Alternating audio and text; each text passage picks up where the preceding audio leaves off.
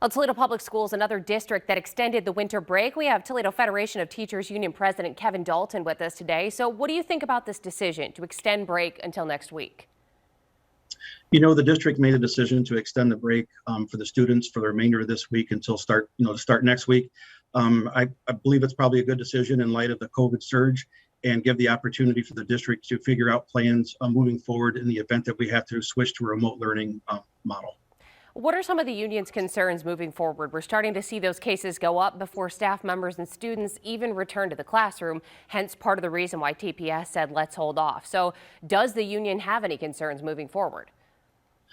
Our main concern is, staff and student safety and instructional integrity within the classroom. So, with the COVID surging the way it is, we want to make sure that the district is prepared with the appropriate PPE supplies. We want to make sure that the students are prepared when they come back in. We want to make sure that everything is in place.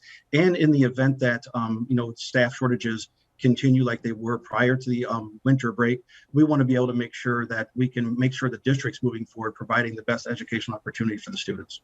That's what I was going to ask you about. The staffing shortages have been something that were a problem somewhat even before the pandemic, well before Omicron. And when there are not enough personnel to staff the buildings, what happens? When there's not enough staff there for the buildings, it definitely jeopardizes the integrity of education, and it really stresses everyone else there. Many of the buildings, most buildings pull together and do what's best for the students, and they make it work, but obviously not an ideal situation. And given with the current surge, and the potential staff shortages that could increase or continue to exist, we definitely want to make sure that we have some plans in the works that students can continue to learn and operate. Now, during the pandemic, TPS has taught fully remotely, offered online academies for people who wanted to keep their children at home. Then you guys transitioned back. So what's the union stance when it comes to remote learning again? Is it on the table as an option if it's necessary? At this point, we're having discussions with the district with all potential models of instruction. And if it does require remote learning to provide a safe educational environment for the staff and students, we are prepared to have those conversations.